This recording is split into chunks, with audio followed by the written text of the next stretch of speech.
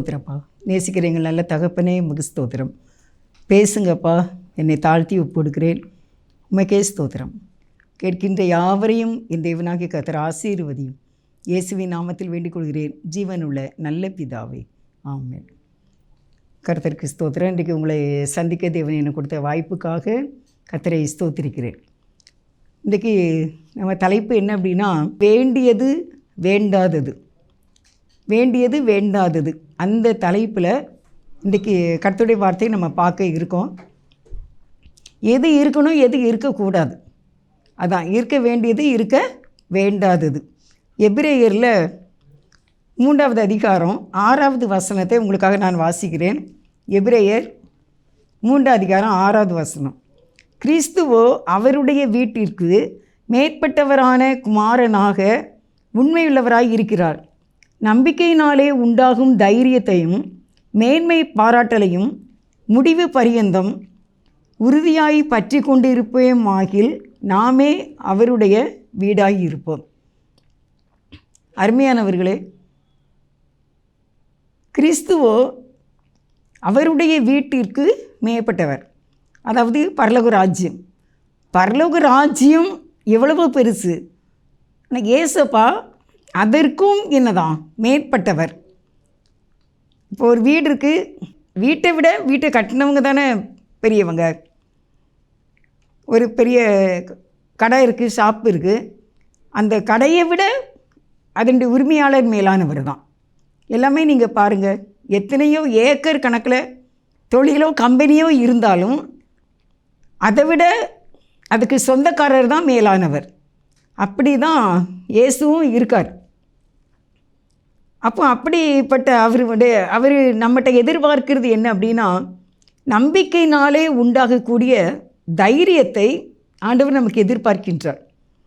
அருமையானவர்களே, இந்த கிறிஸ்தவ வாழ்க்கைக்கு நமக்கு ரொம்ப முக்கியமானது என்ன அப்படின்னா அந்த காரியம்தான். நம்பிக்கையினாலே உண்டாகக்கூடிய தைரியம். நான் ஒரு எதெல்லாம் நமக்கு வேணும், எதெல்லாம் நமக்கு இருக்கக்கூடாது அப்படிங்கிறத பாயிண்ட் எழுதியிருக்கேன். அதை நான் நடுவில் உங்களுக்கு சொல்கிறேன். இந்த செய்தியை நீங்கள் தனியாக உட்கார்ந்து அமர்ந்து நீங்கள் கேட்டிங்கன்னா ரொம்ப உங்களுக்கு பிரயோஜனமாக இருக்கும். தேவன் எனக்கு கொடுத்த வார்த்தை, ஒரு சூடான ஒரு நல்ல ஒரு பிரசங்கத்தை உங்களுக்கு நான் கொண்டு வந்திருக்கின்றேன். மெசேஜ் நீங்கள் கேட்க வேண்டும். கர்த்தருடைய வார்த்தைகளை நம்ம கேட்கணும்.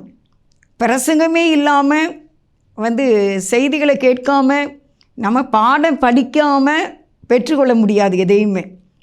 ஆசிரியர் இருக்காங்க, பிள்ளைகளுக்கு பாடம் கற்றுக் கொடுக்காங்க.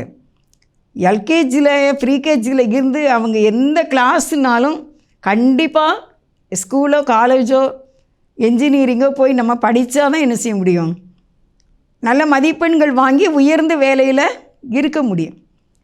உபதேசம் நமக்கு கண்டிப்பாக தேவை. அது இல்லாமல் நம்மளால் என்ன செய்ய முடியாது. ஆவிக்குரிய வாழ்க்கையிலையும் சரீர பிரகாரமாகவே நல்ல ஒரு உயர்ந்த உன்னதமான ஆசீர்வாதங்களை பெற்றுக்கொள்வது கஷ்டம். நமக்கு எல்லாம் தெரியாதுல்ல. ஆண்டவர் நமக்கு போதிச்சு கொடுக்கறது தான் நம்ம என்ன செய்ய முடியும், கற்றுக்கொள்ள முடியும். அப்போ இதில் என்ன சொல்கிறார் அப்படின்னா, நம்பிக்கையினாலே உண்டாகக்கூடிய தைரியம் நமக்கு வேண்டும். ஆவிக்குரிய வாழ்க்கையில் சாத்தான் பல சோதனைகளை நமக்கு என்ன செய்வான், கொண்டு வருவான். நமக்கு அந்த நேரம் இருக்க வேண்டியது என்ன அப்படின்னா, தைரியமாக நம்ம இருக்கணும். நம்பிக்கையினாலே, நம்பிக்கை என்ன அப்படின்னா, தேவன் என்னை எப்படியும் பாதுகாத்துக்கிடுவார், ஆண்டவர் என்னை எப்படி என்ன செய்வார், நடத்துவார், அதெல்லாம் என்னை கைவிடவே மாட்டாங்க அப்படிங்கிற ஒரு பெரிய நம்பிக்கை நமக்கு தேவை. அதோடு கூட தைரியமாக இருக்கணும். தைரியம் வெரி வெரி இம்பார்ட்டண்ட்.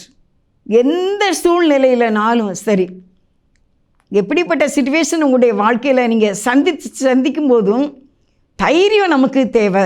அந்த தைரியம் நம்பிக்கையினால் தேவன் மேலே உள்ள தைரியமாக இருக்க வேண்டும். தைரியம் இல்லை அப்படின்னா நம்ம கோழை அப்படின்னு சொல்லுவாங்க. அப்போ கோழையாக இருந்தால் அந்த கோழைக்கு என்ன செய்ய முடியாது, எதையுமே சாதிக்க முடியாது. அதனால் நமக்கு இருக்க வேண்டியது என்ன அப்படின்னா, நம்பிக்கையினாலே உண்டாகக்கூடிய ஒரு தைரியம். அப்போ அந்த நம்பிக்கை யார் தருவா அப்படின்னா தேவன் தான்.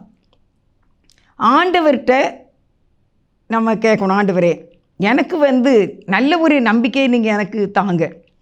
இந்த பூமியில் ஹோப் தான் எனது வாழ்க்கைம்பாங்க, நம்பிக்கை தான் வாழ்க்கை. தேவன் எப்படியும் என்னுடைய ஜெபத்தை கேட்பார், என் பிள்ளைகளை ஆசீர்வதிப்பாங்க. நாங்கள் இந்த கஷ்டமான இந்த சூழ்நிலையில் இருந்து விடுதலையான சூழ்நிலைக்கு நாங்கள் மாறுவோம். இருட்டான ஒரு காரியத்திலிருந்து ஒரு வெளிச்சத்துக்கு நாங்கள் மாறுவோம். அதுக்கு எங்களுக்கு ஆண்டவர் உதவி செய்வார் அப்படின்ட்டு இயேசுபா மேலே அருமையானவர்களே ஒரு நம்பிக்கையை நீங்கள் வைங்க. நம்பிக்கையோடு கூட ப்ளஸ் ஒரு தைரியம் நமக்கு வேணும். எல்லாவற்றிலும் நமக்கு என்ன இருக்கணும்? தைரியம் இருக்கணும்.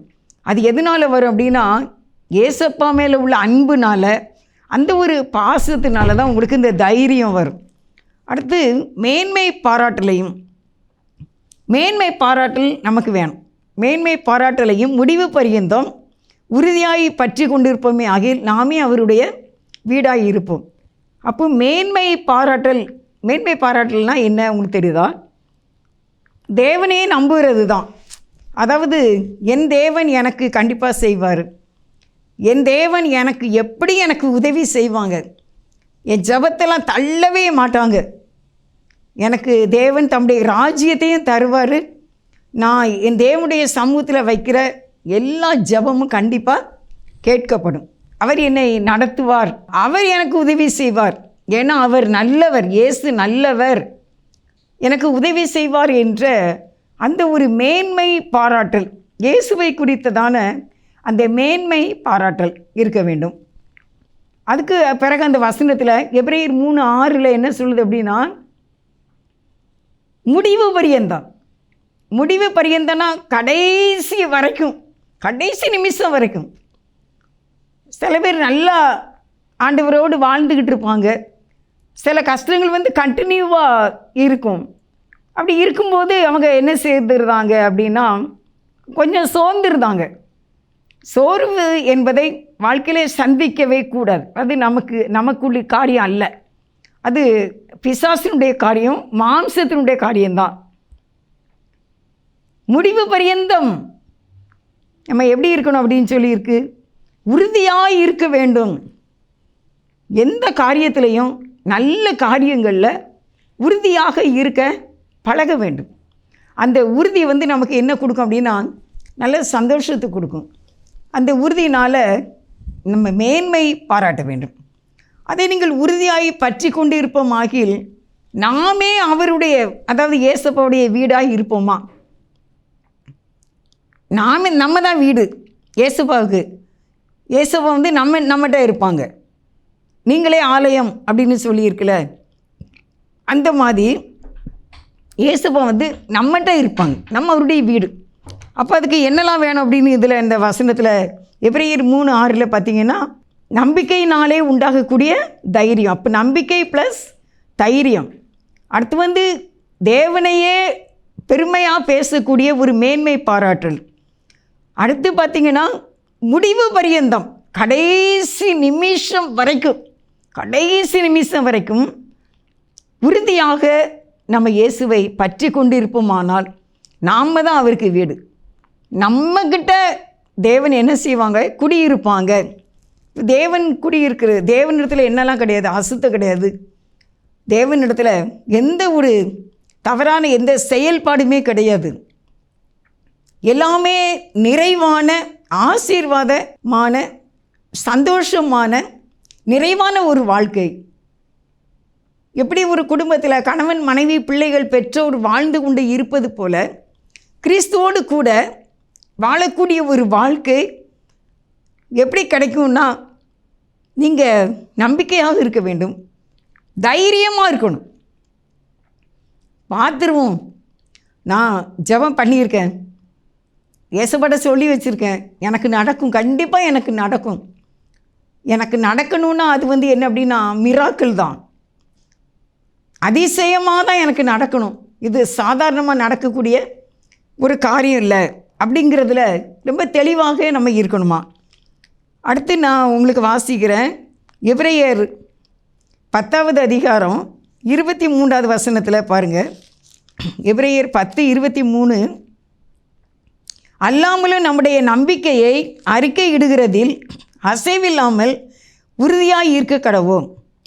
அப்போ நம்ம நம்பிக்கையை நம்ம அறிக்கையிடுறதில், அதாவது சொல்கிறதில்ல, தேவன் நடத்துவார், எப்படியும் காப்பாற்றுவார், நான் இயேசுப்பா பற்றி மட்டும் எதுவுமே சொல்லவே மாட்டேன், நம்பிக்கையை அறிக்கையிடுறதில் உறுதியாக இருக்க வேண்டும். ஸ்டெஃபனாக நம்ம என்ன செய்யணும், இருக்கணும். நிறைய பேர் தங்களுடைய சில காரியங்களில் ரொம்ப ஸ்டெஃபனாக இருப்பாங்க. தீமையை செய்யவே கூடாது அப்படிங்கிறதுல இருப்பாங்க. பொய் பேசவே கூடாது அப்படின்னு இருப்பாங்க. பிறர்கிட்ட இருந்து எதுவுமே எதிர்பார்க்கவே கூடாது, அப்படிலாம் வாங்கவே கூடாது. தேவன் என்ன நடத்தணும் அப்படிங்கிறதுல, என் வாழ்க்கையில் நான் எப்படியும் முன்னேறணும் அப்படிங்கிறதுல, எல்லாவற்றிலும் நம்ம உண்மையாகவே இருக்க வேண்டும். அப்படியான காரியங்களில் உறுதியாக, அதான் இதில் சொல்லியிருக்கு, அசைவில்லாமல் நம்பிக்கையை அறிக்கை இடுகிறதில் அசைவில்லாமல் உறுதியாக இருக்க வேண்டும். அசையும் கூடாதான், உறுதியாகவும் இருக்கணுமா. ஆனால் நம்பிக்கையை இந்த நாளில் உங்களுக்கு நான் ரொம்ப வெரி வெரி இம்பார்ட்டண்ட்டாக சொல்கிறேன். தேவனை நம்ம ரொம்ப நம்பணும். நம்புகிறவங்களுக்கு தான் அற்புதங்கள் நடக்கும், அதிசயம் நடக்கும். விசுவாசம் இல்லாமல் தேவனுக்கு பிரியமாக இருக்க முடியாது. அப்போ நம்மக்கிட்ட அருமையானவர்களே இருக்க வேண்டிய ஒரு காரியம், என் பிள்ளைக்கு நான் திருமணத்துக்காக நான் ஜெபம் பண்ணியிருக்கேன். இயேசுவா எனக்கு எப்படி என்ன செய்துவாங்க, தந்துடுவாங்க, திருமணம் நடக்கும், என்னுடைய பிள்ளை கண்டிப்பாக நல்ல மதிப்பெண்கள் எடுக்கும், என்னுடைய பிள்ளைகள் நல்ல ஒற்றுமையாக இருப்பாங்க, நான் கடைசி வரைக்கும் நான் சுகத்தோடு ஆயுசோடு இருப்பேன், கர்த்தர் என்னை புறம்ப தள்ளவே மாட்டார் அப்படின்லாம் சொல்லி நல்ல ஒரு நம்பிக்கையில் இருக்கணும். என்னை பாவத்திலே விளைவிட மாட்டார், நான் எப்படி இயேசுவ பிள்ளையாக தான் கடைசி வரைக்கும் இருந்து நான் அவருடைய ராஜ்யத்துக்கு போவேன் அப்படிங்கிறதுல நம்பிக்கையை அறிக்கையிடுகிறதில் நாம் எப்படி இருக்கணும் அப்படின்னா உறுதியாக இருக்க வேண்டும். உறுதினா ரொம்ப ஸ்ட்ராங். இப்படி நீங்கள் வீட்டுக்கு அஸ்திவாரம் போடும்போது பார்த்துருப்பீங்க, என்னெல்லாம் போடுவாங்க, கல் போடுவாங்க, மண் போடுவாங்க, திருப்பி சிமெண்ட் போடுவாங்க, திருப்பி பொடி கல் போடுவாங்க, திருப்பி சிமெண்ட் போடுவாங்க, திருப்பி மண் போடுவாங்க, அப்புறம் பெரிய கல் போடுவாங்க. இப்படியே மாறி மாறி மாறி மாறி ஒன்று மாற்றி ஒன்றா போட்டு நல்லா ஸ்ட்ராங்காக்கி அந்த பில்டிங்கு ஒரு பெரிய மாளிகையாக எழும்புவதற்கு அஸ்திவாரம் என்பது தேவையாக இருக்குது. அதுதான் அந்த உறுதி அப்படிங்கிறது. அப்போ நீங்களும் இந்த நாளில் இந்த செய்தியை கேட்கின்றவர்கள் தேவனுடைய காரியத்தில் நம்ம நல்லா ஸ்டெப்பனாக இருக்கணும். சில விஷயத்துலலாம் சிலரை என்ன செய்ய முடியாது, அசைக்கவே முடியாது, முடியவே முடியாது.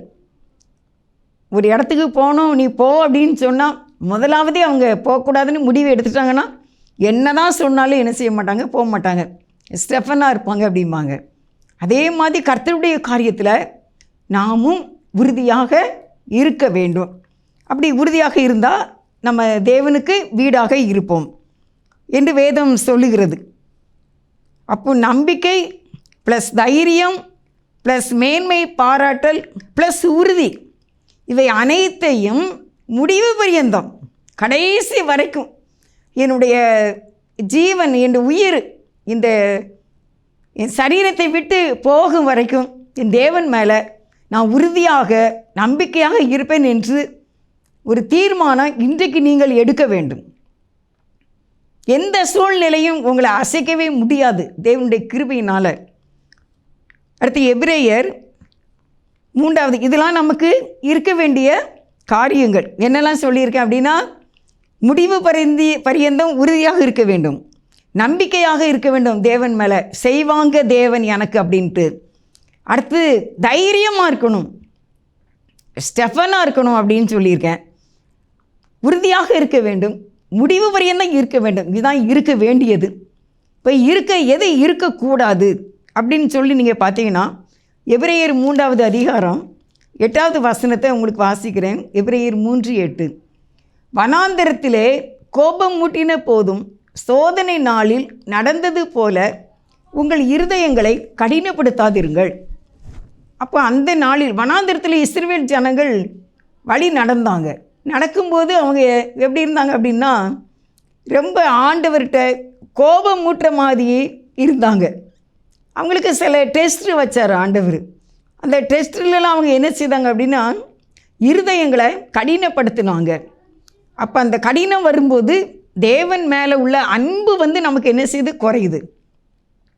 அன்பு இயேசுப்பா மேலே அன்பை குறைய விடவே கூடாது. எப்படினாலும் இந்த உலகத்தில் அவர் தான் நமக்கு. கடந்த நாள் ஒரு பிள்ளைகிட்ட பேசிகிட்டு இருந்தேன். அவரை விட்டுறலான்னு நினைக்கிறேன், அதுவும் முடியலை, எனக்கு அவரை விடவும் முடியலை அப்படின்னு. அப்போ நான் சொன்னேன், இது என்ன வார்த்தை இது? அவரை விட்டுட்டு வேறு யார்கிட்ட போக இந்த உலகத்தில்? அவரை நல்லா ருசிச்சாச்சு, அவரிடத்தில் எவ்வளோ நன்மைகளை பெற்றிருக்கின்றீர்கள், எவ்வளவோ ஆசீர்வாதங்களை பெற்றிருக்கின்றீர்கள். இன்னும் கர்த்தர் நடத்தி கொண்டு இருக்கின்றார். உயிரெல்லாம் கொடுத்துருக்காரு, மரண கட்டில் இருந்து உயிரை கொடுத்துருக்காரு. இன்னுமே ஏன் எது செய்ய மாட்டாங்க? அப்போ இயேசுவை விட்டு வலிவி போகக்கூடிய கடினமான இதயம் நமக்குள் இருக்கக்கூடாது. இதை இருக்க வேண்டாதது, இருக்கவே கூடாத காரியம் கடினம் இருதயம். ஆண்டவருக்கு அது பிடிக்காத ஒன்று. நம்ம இருதயம் எப்பவும் அப்படியே ஒரு மென்மையான இதயமாக இருக்க வேண்டும். கர்த்தர் மேலே உறுதியாக இருக்க வேண்டும், கடினப்படவே கூடாது. நாங்கள் சின்ன பிள்ளையாக இருக்கும்போது கல்கோனா அப்படின்னு ஒரு மிட்டாய் உண்டு. அந்த கல்கோனா அப்படிங்கிற மிட்டாய் சிறிய அளவு தான், இவ்வளோதான், ஒரு கோழிக்காய் மாதிரி தான் இருக்கும் பார்த்துக்கோங்க.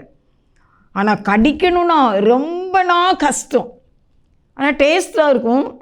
ஆனால் கடிக்கிறதுக்கு ரொம்ப கஷ்டம். அந்த கல்கோனாங்கிற மிட்டாய் அதில் நிறைய நல்லதெல்லாம் சேர்த்துருப்பாங்க, டேஸ்ட்டாக இருக்கும். ஆனால் கடிக்கிறது கடினம். அதே போல் நான் அந்த செய்தி எடுக்கும்போது இந்த கடின இருதயம் அப்படிங்கும்போது அந்த கல்கோனாங்கிற அந்த மிட்டாயை தான் நினச்சேன். அது அவ்வளவு ஒரு கடினமாக நம்ம இதயம் இருக்கக்கூடாது. இதில் இதயம்னு கூட போடலை, இருதயம் அப்படின்னு போட்டிருக்கு. எபிரேயர் 3:8 பாருங்கள். உங்கள் இருதயங்களை கடினப்படுத்தாதிருங்கள். அப்போ நம்முடைய இருதயத்தை ஒரு குலோப்ஜான் போல், குலோப்ஜான் எப்படி நமக்கு கிண்ணத்தில் கொடுப்பாங்க ஃபங்க்ஷன் வீட்டில், ஒரு ஸ்பூன் போடுவாங்க.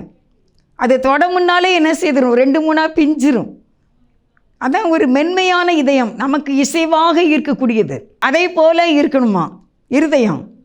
கடினமாக இருந்தால் கர்த்தர் நமக்கு உதவி செய்ய முடியாது. பாவங்களுக்கு தான் நம்ம கடினமாக இருக்கணும்.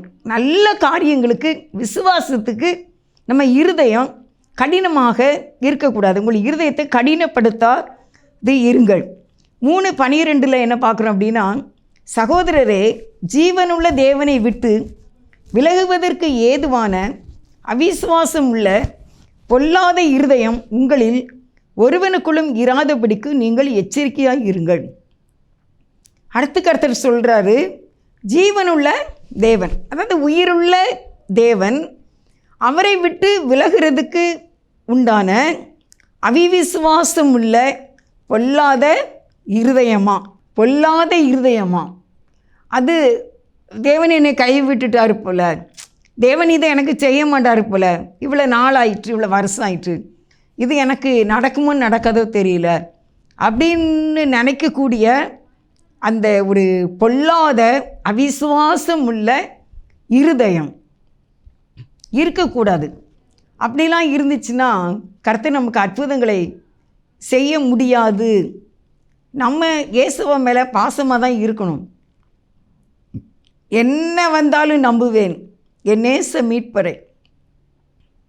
தேவன் நமக்கு நன்மை செய்யாமல் யார் நமக்கு நன்மை செய்வா?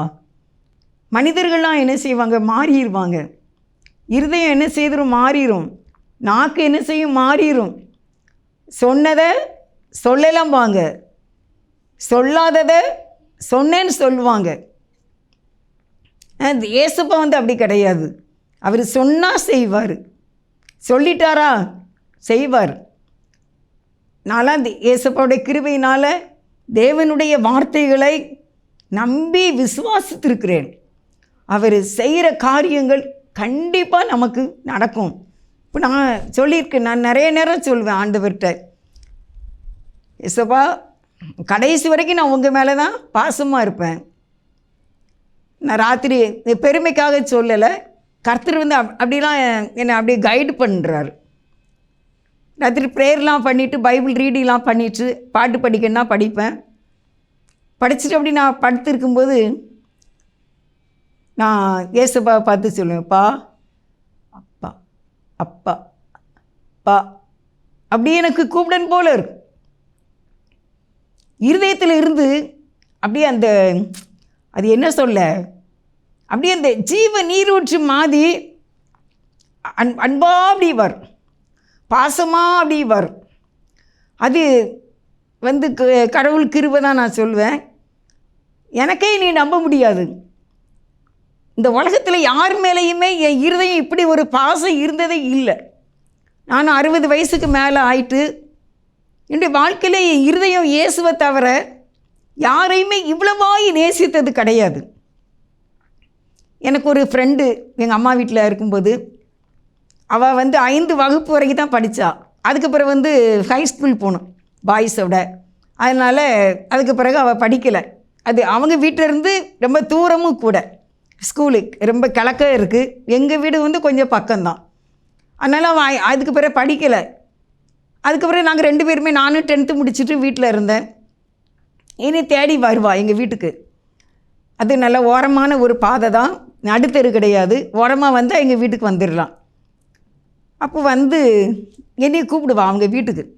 எங்கள் அம்மா விட மாட்டாங்க, பெரிய பிள்ளை ஆகிட்டீங்க 2 பேரும், இப்படிலாம் ஒருத்தர் வீட்டுக்கு ஒருத்தர் போகக்கூடாது அப்படின்னு எங்கள் அம்மா சொல்லுவாங்க. ஆனால் அவள் என்ன சொல்லுவா தெரியுமா, எங்கள் வீட்டு திருநீல உட்காந்துக்கிடுவா. எங்கள் அம்மாட்ட விடுங்க பாட்டி, விடுங்க பாட்டி, கொஞ்ச நேரம் நாங்கள் எங்கள் வீட்டிலேருந்து பேசிட்டு வரோம். அப்போ எங்கள் அம்மா சொல்லுவாங்க, அவங்க எங்கள் ஐயா வந்து சத்தம் விடுவாங்க, நீங்கள் உட்காந்து 2 பேரும் பேசுங்க அப்படின்னு.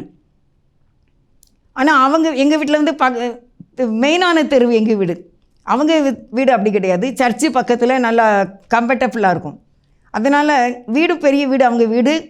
அவங்க அப்பா வேலைக்கு போயிடுவாங்க, அம்மா இல்லை, அண்ணன் எல்லாருமே கல்யாணம் ஆகி போயிட்டாங்க. அதனால் அவள் சொல்வா அப்படி, எங்கள் வீட்டிலனா நாங்கள் 2 பேர் தான் எவ்வளோ நேரம்னாலும் பேசிகிட்டு இருப்போம் அப்படின்ட்டு. நான் வீட்டுக்கு போனேன்னா ஏராளமான தின்பண்டங்கள் எனக்கு செய்து வச்சுருப்பா வீட்டிலையே. அப்போ நான் நினைப்பேன், இந்த பிள்ளை எதுக்கு நம்ம மேலே இப்படி ஒரு அன்பாக இருக்குது. இன்றைக்கி கூட நான் அப்படி யோசித்தேன், இன்றைக்கி காலையில் நேற்று வந்து யோசித்தேன் அப்படி, இந்த பிள்ளையை எதுக்கு நம்ம மேலே இவ்வளோ அன்பாக இருந்திருக்கு. அவ்வளோ பண்டங்கள் செய்து வச்சுருப்பா, காப்பிலாம் போட்டு ரெடியாக வச்சுருப்பா, வந்து என்னை கூட வருவா, எங்கள் அம்மாட்ட கெஞ்சி கூத்தாடி என்னை கூட்டிகிட்டு போவா. நாங்கள் அவங்க வீட்டை போய் உட்காந்து சாப்பிட்டுக்கிட்டு இருக்கும்போதே எனக்கு சர்ச்சுக்கு போவோமா அப்படின்னு வரும். ஏன்னா சர்ச்சு எதிர்த்தாக்கில் தான், ஒரு 10 அடி நடந்தால் சர்ச்சு தான் அவங்க வீட்டுக்கிட்ட. அப்போ நான் சொல்லுவேன், கோயிலுக்கு போவோமா அப்படின்னு சொல்லுவேன். ஏய், நான் உன்னை பேசிக்கிட்டு இருக்க தான் கூப்பிட்டு வந்திருக்கேன், கோயிலுக்கு பிறகு போ அப்படின்பா. திருப்பி கொஞ்ச நேரம் பேசுவோம், என்ன பேசணுமோ எனக்கு ஞாபகம் இல்லை. நான் ரொம்ப கதை புக்கு படிப்பேன், அந்த கதையை தான் சொல்லுவேன். திருப்பி நான் சொல்லுவேன் கோயிலுக்கு போகணும் அப்படின்னு சொல்லுவேன். சரி வா 2 பேரும் போகணும். 5 நிமிஷத்துக்கு மேலே இருக்க மாட்டா, வீட்டுக்கு போய் நம்ம பேசிக்கிட்டு இருப்போம் அப்படின்னு. அப்புறம் அவளுக்கு தான் ஃபஸ்ட்டு மேரேஜ் ஒழுங்காச்சு. அப்போ சொன்னால் எவ்வளோ ஒன்றை விட்டு பிரிஞ்சு என்னால் இருக்க முடியாது, அதனால் நம்ம 2 பேரும் சேர்ந்து ஒரு ஃபோட்டோ எடுக்கணும், நான் வேறு ஊருக்கு போகிறேன், நீ எந்த ஊருக்கு போறியோ அப்படின்னு சொல்லி அவங்க வீட்டில் சொல்லி, எங்கள் ஊருக்கு அதிகமாக பஸ்ஸு கிடையாது, தூத்துக்குடிக்கு தான் நாங்கள் எடுக்க வரணும் ஃபோட்டோ எடுக்க. அப்படியே ஒரு சண்டே நாங்கள் வந்தோம், அவங்க அண்ணன் கூட்டிகிட்டு வந்தாங்க எங்கள் 2 பேரையும் கூப்பிட்டு வந்து இங்கே உள்ள ஒரு ஸ்டுடியோவில் பூவே கிடையாது, ஒரு கடையிலையும் பூ கிடையாது. கடைசியில் ஒரு கதம்புங்கிற ஒரு பூ கிடச்சிது, அதை அவன் எனக்கு தலையில் வச்சு விட்டா. நாங்கள் 2 பேர் வச்சு ஒன்றா ஃபோட்டோ எடுத்தோம். இன்ன வரைக்கும் அந்த ஃபோட்டோ என்கிட்ட இருக்குது. அவளையும் என்னைய மாதிரி வயசாகி இருக்கா, இப்போ ரொம்பலாம் நடக்க முடியாமல். ஒரு அன்பு பாருங்கள், அதிகமான ஒரு அன்பு அந்த பிள்ளை என்னிடத்தில் செலுத்தினான். எங்கள் அம்மா எல்லாருக்கும் தெரியும் அவள் என் மேலே எவ்வளோ அன்பாக இருக்கான்னு. ஆனால் எனக்கு வந்து அந்த அளவுக்கு அவன் என்னை அன்பு செலுத்துறதுனால செலுத்தினேனே ஒழிய, என் இருதயம் வந்து இயேசுகிட்ட தான் இருந்துச்சு. அது எனக்கு காட் கிரேஸ். அவர் என்னை முதலாவதே தெரிந்து கொண்டார், அப்படி தான். மற்றபடி நானாக நேசித்தேன்னு இல்லை, தேவனே என்னை அப்படி நேசித்து எப்பவும் எனக்கு என் பின்னால் இருந்து என்னை புஷ் பண்ணிகிட்டே இருப்பார். எப்பவும் கோயிலுக்கு போ, இதே சவுண்டு தான் எனக்குள்ளே இருந்துக்கிட்டே இருந்துச்சு. பைபிள் படிக்கணும், படிச்சுக்கிட்டே இருக்கணும், அப்படி தான் இருந்துச்சு. அதான் அந்த அன்பு, ஸ்நேகம், அதான் அந்த மென்மையான ஒரு இதயம் அப்படின்னு நான் நினைக்கிறேன். கடின இருதயம் உங்களுக்கு வேண்டாம் அப்படின்ட்டு இதில் சொல்லியிருக்கு. உங்கள் இருதயங்களை கடினப்படுத்தாதிருங்கள். அடுத்து எபிரேயர் 3:19 வாசிக்க பாருங்கள். எபிரேயர் 3:19 ஆதலால் அவிசுவாசத்தினாலே அவர்கள் அதில் பிரவேசிக்க கூடாமல் போயிற்று என்று பார்க்கின்றோம். அப்போ நமக்குள்ளே என்ன இருக்கக்கூடாது அப்படின்னா, அவிசுவாசம் இருக்கக்கூடாது. அவிசுவாசம்னா ஆண்டவர் மேலே நல்ல நம்பிக்கை, ஹோப் இல்லாமல், அவர் எப்படியும் நம்மளை காப்பாற்றுவார் அப்படிங்கிற அந்த நம்பிக்கை இல்லாமல் சந்தேகத்தோடு கூட உடைய வாழ்க்கை. அப்போ இயேசுவோடு கூட உண்மையான நல்ல அன்பான ஒரு வாழ்க்கை நம்ம வாழணும் அப்படின்னு இந்த 3:19 4:2 என்ன சொல்லியிருக்காரு அப்படின்னா, ஏனெனில் சுவிசேஷம் அவர்களுக்கு அறிவிக்கப்பட்டது போல நமக்கும் அறிவிக்கப்பட்டது. கேட்டவர்கள் விசுவாசம் இல்லாமல் கேட்டபடியினால் அவர்கள் கேட்ட வசனம் அவர்களுக்கு பிரயோஜனப்படவில்லை. அப்போ வசனத்தை கேட்டார்கள். நமக்கு இப்போது சுவிசேஷம் அறிவிக்கப்படுகிறது. நான் உங்களுக்கு சொல்லிகிட்டு இருக்கேன், உங்களுடைய வாழ்க்கை வளமாக, நீங்கள் சந்தோஷமாக வாழ நீங்கள் அவிசுவாசமாக இருக்காதீங்க, நம்பிக்கை இல்லாமல் இருக்காதீங்க, கடின இதயமாக இருக்காதீங்க, அன்பாக இருங்க, விசுவாசமாக இருங்க, நம்பிக்கையாக இருங்க, முடிவு பரியந்த உறுதியாக இருங்க அப்படின்னு சொல்கிறேன். இதே மாதிரியே அன்றைக்கு சொன்னாங்க. ஆனால் அவங்க கேட்கும்போது எப்படி கேட்டாங்க? அவிசுவாசமாக கேட்டாங்க. விசுவாசம் இல்லாமல் கேட்டதுனால அவங்களுக்கு அது பிரயோஜனப்படலை. இப்போ நீங்கள் விசுவாசமாய் கேட்டிங்கன்னா உங்களுக்கு அது பிரயோஜனமாய் இருக்கும். அது உங்களுக்கு செல்வத்தை தரும், அது உங்கள் ஜெபம் கேட்கப்படும், அது உங்களுக்கு மன நிறைவை தரக்கூடியது, அது உங்கள் வாழ்க்கையை வளமாக்கும், உங்களுடைய ஊழியத்தின் பாதை ஆசீர்வதிக்கப்படும். உங்களை கண்கலங்காமல் தேவன் என்ன செய்துடுவார்? பார்த்துக்கிடுவார் அப்படின்ட்டு 4வது வசனத்தில் பார்க்குறோம். அவர்கள் கேட்டார்கள், அவங்களும் கேட்டாங்க, மோசே மூலமாக அவங்களும் கேட்டாங்க. அவங்க நம்பிக்கை இல்லாமல் கேட்டதுனால அவங்களுக்கு அது பிரயோஜனப்படலை. அப்போ நம்ம எப்படி கேட்கணுமா? நம்பிக்கையோடு நம்ம கேட்டால் தான் நமக்கு அது பிரயோஜனமாகும். உலக தோற்றம் முதலே ஆண்டவர் நமக்காக எல்லாவற்றையும் செய்து முடித்து விட்டார். எபிரேயர் 4:7 பாருங்க. இன்று அவருடைய சத்தத்தை கேட்பீர்களாகில் உங்கள் இருதயங்களை கடினப்படுத்தாதிருங்கள் என்று வெகு காலத்திற்கு பின்பு தாவீதின் சங்கீதத்திலே சொல்லியிருக்கிறபடி இன்று என்று சொல்வதினாலே பின் ஒரு நாளை குறித்திருக்கிறார். அப்போ இன்றைக்கு நீங்கள் இந்த சத்தத்தை நீங்கள் கேட்குறீங்க, உங்கள் இருதயத்தை கடினப்படுத்தாதிருங்கள். அல்லேலூயா. அருமையானவர்களே, எனக்கு செய்தி நேரம் முடியுது. நான் உங்களுக்கு எது இருக்கணும் எது இருக்கக்கூடாது என்று சொல்லியிருக்கின்றேன். மீண்டுமாக ஒரு நேரம் சொல்லுகிறேன். இருக்க வேண்டியது முடிவு பரியந்தம் உறுதியாக இருக்க வேண்டும். 2வது முடிவு பரியந்தம் நம்பிக்கையாக இருக்க வேண்டும், நம்ம உயிர் போகும் வரைக்கும். 3வது நம்ம உயிருள்ள நாள் வரைக்கும் தைரியமாக இருக்க வேண்டும். 4வது இயேசுவை குறித்து நல்ல மேன்மையாக பெருமையாக பேச வேண்டும், மேன்மை பாராட்டல். 5வது நல்ல உறுதியாக இருக்க வேண்டும் கடைசி வரைக்கும். என் தேவன் இயேசுபா எப்படி என்னை நடத்துவாங்க, என்னை காப்பாற்றுவாங்க, எங்களை ஆசீர்வதிப்பாங்க, எனக்கு ஒரு நன்மையை குறைவுபடாது, என் தலையை என்னால் அபிஷேகம் பண்ணுவார், என் பாத்திரம் நிரம்பி வழியும், நாங்களும் வாழ்ந்திருப்போம். சிக்கல்கள் வரும், இடைஞ்சல்கள் வரும், போராட்டங்கள் வரும். அதுக்கு தான் ஜெபங்கிற ஒரு ஆயுதத்தை கொடுத்துருக்காங்க ஆண்டவர். விசுவாசங்கிற ஒரு ஹோப் நமக்கு தந்திருக்காங்க ஆண்டவர். வசனம் தந்திருக்காங்க ஆண்டவர், நம்மோடு பேசுவார். அதுக்காக ஏசப்பா நமக்கு வசனம் தந்திருக்காங்க. இன்னும் ஒரு பெரிய காரியம், நமக்கு ஜெபம் தந்திருக்காங்க. ஜெபிக்கணும். நல்லா பலவிதமான குழப்பமான எல்லா சூழ்நிலையிலும் மத்தியிலையும் காட் கிரேஸ் எனக்கு என்ன கிடைக்கும் அப்படின்னா, எனக்கு உடனே பிரேயர் தான் வரும். எப்படிப்பட்ட ஒரு கட்டத்தில் இருந்தால் கூட சாத்தானுடைய சோதனை, அவன் அம்புகளை எய்துக்கிட்டே இருப்பான், என் மேலே அம்பு எய்துக்கிட்டே இருப்பான். ஆனால் நான் ஜெபம் பண்ணி கொண்டே இருப்பேன். அவருடைய கிருபை எனக்கு அந்த ஜெப ஆவி அவர் ஊற்றி இருந்தார். ஆனால் இருதயம் ஜீவ தண்ணீர் போல் அது ஜெபம் அப்படி வந்த உடனே ஆண்டவருடைய கிருபையினால் அந்த ஜெப ஆவி ஊற்றப்படுறதுனால அந்த பிரச்சனையை அந்த சாத்தான் கொண்டு வர முடியாது. இப்போ உடனே ஜெபங்கிற பெரிய ஒரு வல்லமையான ஆயுதத்தை எடுத்துருவார். அதனால் இங்கே நிற்க முடியாது என்று அவன் ஓடி விடுவான்.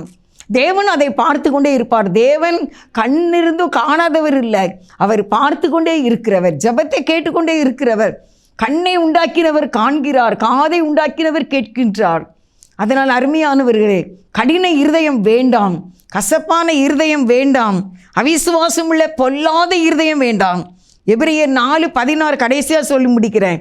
ஆதலால் நாம் இரக்கத்தை பெறவும் ஏற்ற சமயத்தில் சகாயம் செய்யும் கிருபையை அடையவும் தைரியமாய் கிருபாசன தண்டையில் சேர வேண்டும். அந்த கிருபையை நமக்கு கொடுக்கிறவர் ஆண்டவர் தான். ஆண்டவரே உடைய கிருபையை எனக்கு தாரும். எனக்குள்ள அவிசுவாசம் பொல்லாத இருதயம் வரக்கூடாது. எந்த காரணம் கொண்டு உங்களை விட்டு நான் பின் வாங்கவே கூடாது. நான் என்றைக்குமே உங்கள் பக்கம்தான், உங்கள் ஆதரவு என்றைக்குமே எங்களுக்கு தான் அப்படி என்று சொல்லி கர்த்தருக்குள்ள உறுதியாக, நம்பிக்கையாக, விசுவாசமாக முடிவு பரியந்தான் இருந்தால் நம்ம தான் அவருக்கு வீடு, நம்ம தான் அவருக்கு வீடு. ஏசப்பாக்கு ஏசப்பா நம்மகிட்ட வந்து இருப்பாங்க, நம்ம அவருக்கு வீடாக இருப்போம். அவர் நமக்கு மேலாக இருப்பார், மேன்மையானவராக இருந்து ஆசீர்வதிப்பார். நல்ல தகப்பனே, உங்களுக்கு நன்றி. எங்களோடு பேசின வார்த்தைக்கு ஸ்தோத்திரம். எல்லாருடைய ஜெபத்தை ஏற்றுக்கொண்டு எல்லா மக்களையும் ஆசீர்வதிங்க. இயேசுவின் நாமத்தில் வேண்டிக் கொள்கின்றேன், ஜீவனுள்ள நல்ல பிதாவே. ஆமென். God bless you.